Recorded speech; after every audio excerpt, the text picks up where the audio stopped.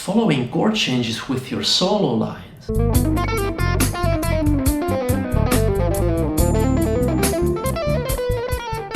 Most satisfying skills there is, but it's also one of the most confusing ones. Today I'll make sure you don't make these 5 mistakes I have been seeing for the past 2 decades teaching.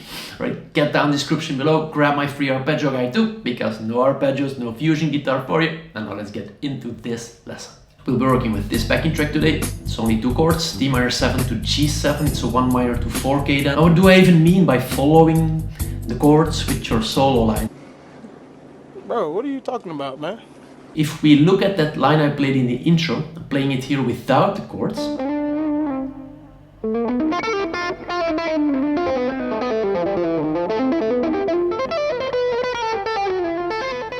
You kind of hear the chords coming by without them being played. Well, that's the whole idea, that's the skill you need to build. Let's just do a little bit of analysis here. We have only 2 chords. We have a D minor 7 that needs a D Dorian, and we have a G7 or a dominant chord which needs a G mixolydian. D Dorian has the same notes as G mixolydian, which is a problem because now you have just the same set of 7 notes for both chords. So how on earth can you convey that sound of the chords if it's just the same set of notes? Now let's see the chord tones, the red ones, which is degree 1, 3, 5 and 7 of each scale. Now you see that these chord tones, there's 2 of them out of 4 that are common, meaning the same chord tones show up in D minor 7 and G7, but G7 brings also 2 new chord tones, which is G and B. It's those ones that's gonna make the difference. So we got G and B as our target notes. And at least that's in this case. You can do many exercises where you have more target notes that different, right? You can have 3 or 4 or 5.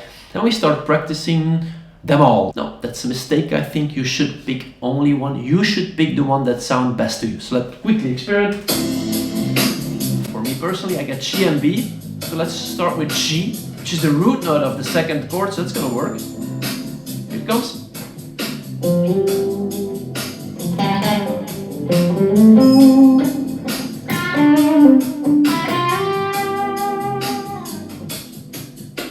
It's kind of okay. Let's compare it with the other chord tone, which is the B. 1, 2, 3.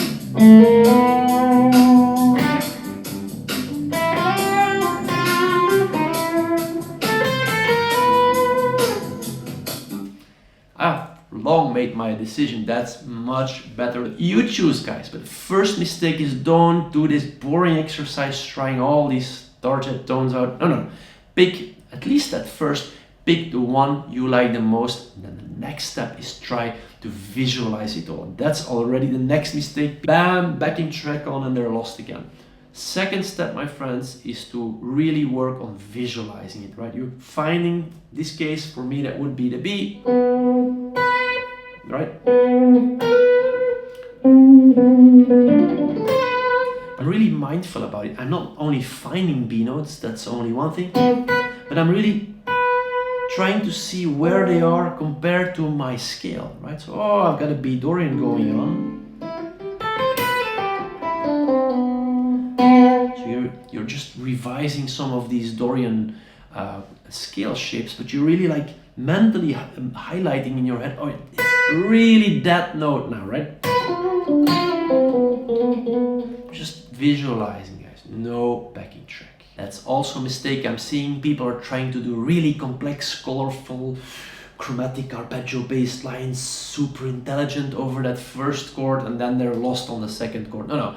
As a practice, as a way to start building that skill, just play a really simple idea, guys.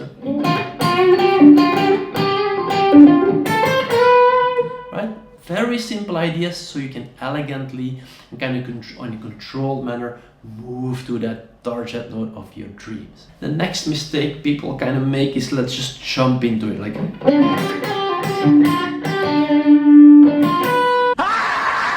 You need to find ways to elegantly move into that. So here's a little diagram that can assist you to do that. You can use a little bit of a scale fragment, an arpeggio, or a little bit of chromaticism to get there. For example, it would be a nice chromatic line, or maybe an arpeggio. And you can go down, you can go. Patreon members, they can download the tab of all these examples on Patreon. And the last mistake I see people get excited about arpeggios. You should, because that's a skill for fusion guitarists. Number one, you can get my arpeggio guide description below to know the shapes. The next thing I see is that people kind of artificially dive into a shape, an arpeggio shape. Let's demonstrate.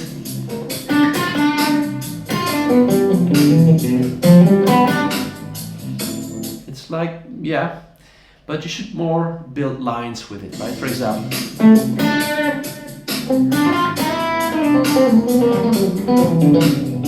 I always do is kind of build hybrid lines, meaning a little bit of scale, for example.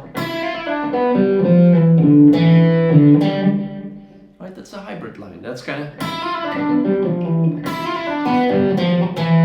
it's built from that G7 6R, but I'm kind of,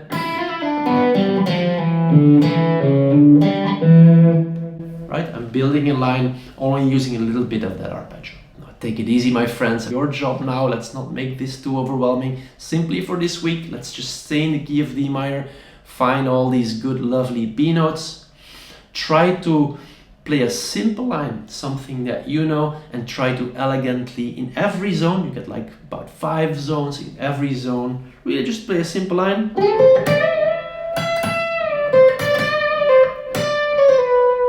You see? I see that B note in my mind mentally, and I elegantly move towards it. Then the last step, put on a backing track and have some fun. Always let me know in the comments if this was helpful for you, and if you love this lesson, you're going to love this lesson. It's too about targeting certain notes in other lovely progression. Thanks for watching. Bye.